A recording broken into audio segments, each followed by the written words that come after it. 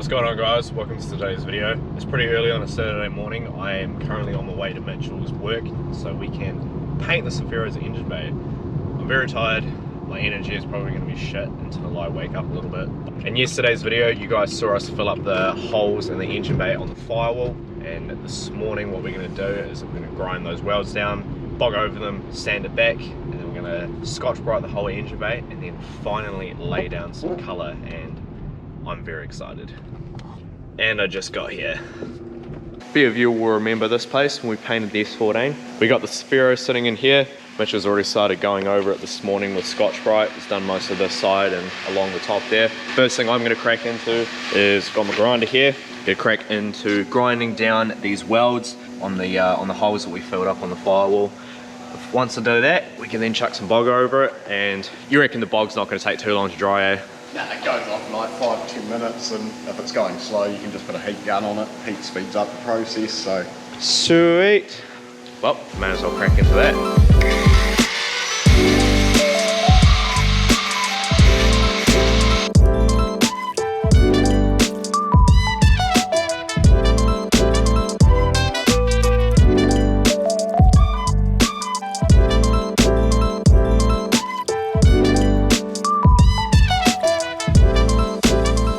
So I sanded all the holes and they came out pretty good, nice and flat. Down here is pretty good as well. I forgot to say that there were a couple of screw holes that he just filled in with some weld, which grounded those down as well. So now we're just gonna go through the engine bay and Scotch-brite it. And then I guess once we Scotch-brite it, we'll bog it up and start sanding the...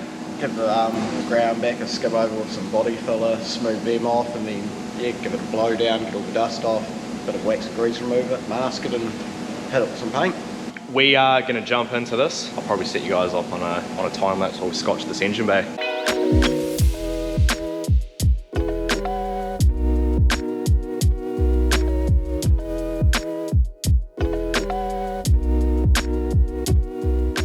We've just finished going over the whole engine bay with Scotch-brite and it's coming out good. Went over the holes, well, over the filled up areas with, what was that stuff that just a little bit of finer sandpaper? Yeah, so I got you to scuff around the bits you've ground back with a rougher grit sandpaper, just so the bog or body filler has something better to stick to. Yeah. Scratches won't be as fine.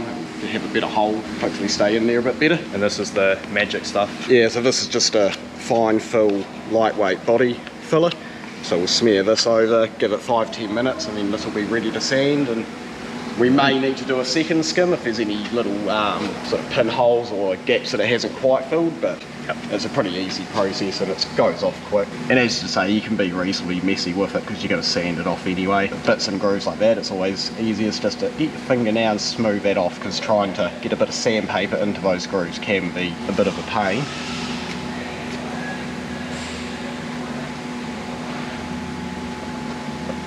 That's why we wear pants.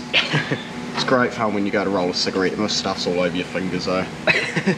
Yeah, whoever you got to weld the little plates in there has done a nice job, man. It's JB fabrication for you.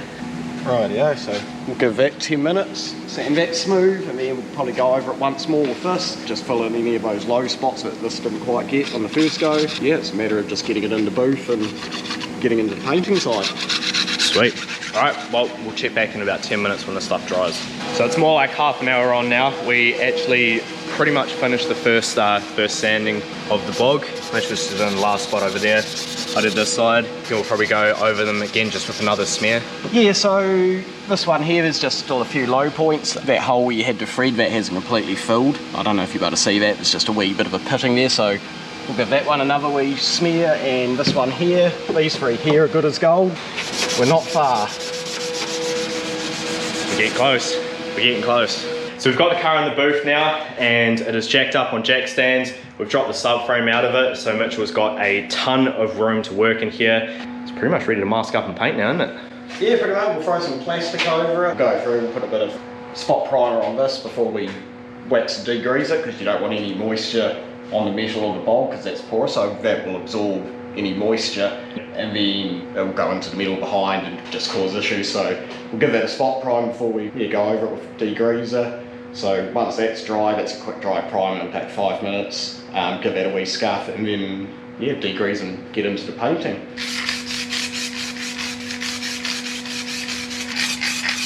Let's do a sort of medium coat to start with and then do a heavier one afterwards, just to get that surface covered, let that dry. Oh, you know what we forgot to do? Play up all the holes on the firewall on the inside. So I remedied the mistake, went and masked up all the holes behind the firewall. Mitch primed everything that needs to be primed. So now we're gonna mix the colors. This is gonna be cool. Then I'll be able to see the color come together. Pretty much what we're doing is I've already formulated the color that we're gonna use. Paint code is VP, and it's a color by Ford Australia. We type that in, and there's our formula right there. With the size of the engine bay, we've got a wee bit of our sample here, so we're probably going to mix another 300 mils into here. We've got 300 mils on there, so I think I talked about this in the last video, but all of these tinters that are in this colour have a number which correspond to all the paint tins all on the rack. numbers and stuff that are on there. So it's just a matter of going through, getting the right tin, and then putting in the specified weight. You may not see on camera, but there's a few cool sort of pearls and that go into it. So this first one here, you can see it says, so we'll just round that, 54.6 grams.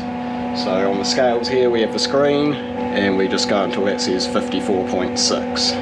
If you're matching the colour to a car, you have to be super accurate. Obviously just a one-off engine bay, if you go 1 or 2 grams over, it's not going to be the end of the world. And reset the scales. This one has 109 grams.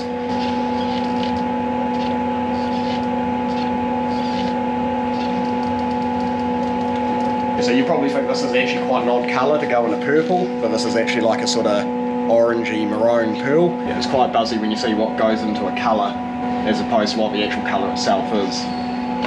Right, so the last thing we're going to put in is the secret sauce. So this here is what we put into your colour to give it that extra sparkle. Hopefully that shows up quite well. It's a really coarse silver. Probably the coarsest you can get without going to actual metal flake, but about a third of the price. In 100 mils of paint I added 10 grams. We've just mixed up 300 mils, I'm going to put 30 grams of this in. There's one more that I had added into there, so that was the same again. This one's not actually a metallic or anything, this is just a effect additive. Essentially the more you put this in, it changes the way the metallics sit. Technically the more of this, the more intense sort of sparkle you'll get, whereas if you didn't have this, it wouldn't look as, I don't know, it just wouldn't have that look. Over to here, and I can hold the light, and I will let you stir this awesome pottle of magic. It's happening, boys, it's happening. Hold that there, and you can, I'll hold the pottle as well.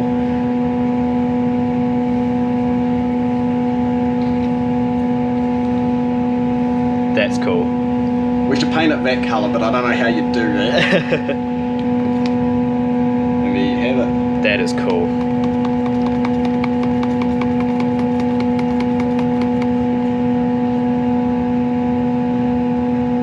Everything is now done. We've just gone over the whole surface with prep sole and a rag, made sure it's all nice and clean. So what Mitch is going to do first is he's going to go over the entire engine bay with the guide coat. What's the best way to explain why you're doing a guide coat? So it's called a ground coat. If you imagine you had a wall in your house that was painted solid, like just vivid black, and you wanted to paint that wall highlighted yellow, it's going to take so many coats of highlighted yellow to cover black. So it's the same concept as that, it's just what colour is the purple that you've chosen going to hide the easiest. This here's not the worst, but a little bit darker than that will save us putting maybe an extra 2 or 3 coats of purple on. Put that down first, it makes the job a lot easier and quicker. Sticky rag here, so this is actually, when you touch it, it's actually got like a sort of stickiness to it, so I'll go over with, compressed air, hit it with this at the same time, it's just going to pick up any little bits of fluff that's ripped off the rags or just any contaminant that's just sitting on the surface. It's going to get caught in this and make a nice job.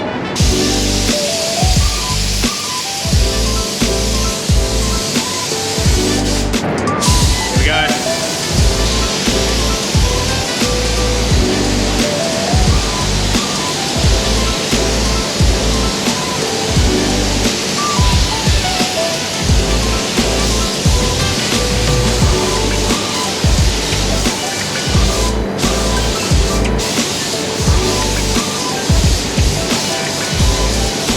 The ground coat laid down now, and we're about to hit the first coat of paint, and Mitchell is actually going to let me do the first coat of paint, and then he's going to take away after that. But yeah, it's going to be my first time using a proper paint gun.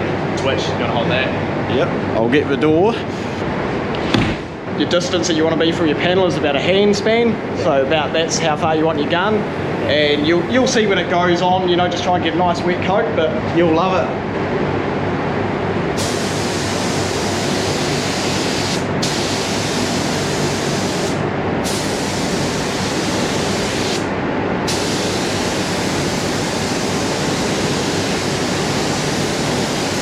That is perfect.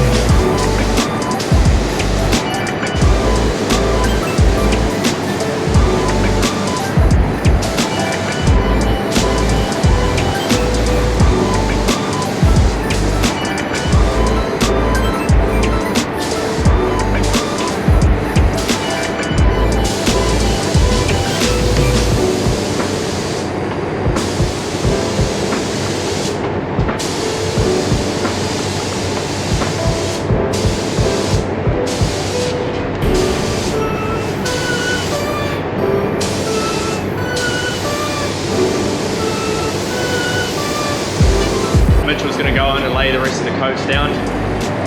Let's see this bay really start to transform.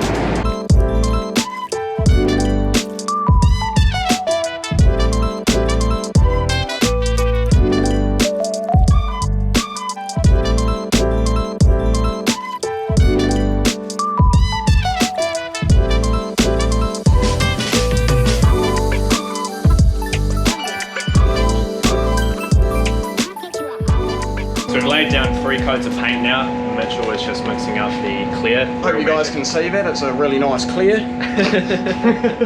This is where the magic really happens, because the colour's one thing, but especially once it starts to dry, it starts to go like a real what'd you say, like matte? Like a real matte Yeah, finish? sort of like as it's drying, it goes from satin to full matte, I guess you could say. Semi-gloss to flat surface, yeah. Just show you guys now, because it's pretty much dry in the booth. So yeah, it's a pretty matte sort of finish at the moment, but once the clear goes over it, that's when it really will start to sparkle and shine.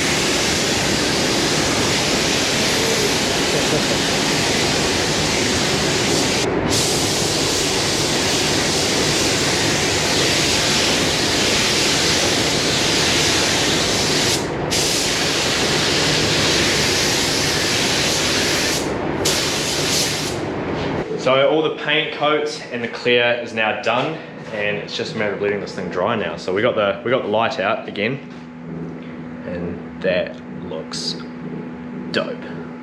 I love that. This looks so good. It's so sparkly.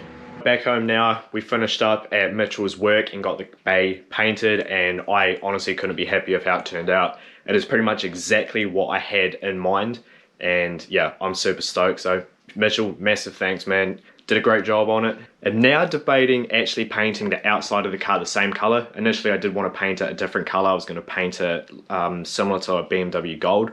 But now I am thinking about painting the entire car purple. So I don't know, what do you guys think? Let me know in the comments below. Tomorrow we are actually going back to Mitchell's work to pick the car up, unmask it, put the subframe back in and bring it back here. Mike is going to make a little clip for me to chuck in the video, so that's going to be pretty cool. So yeah, stay tuned for the next video, which will be coming tomorrow. So yeah, cheers for watching guys. You know the deal, like, comment, subscribe, and catch you in the next one.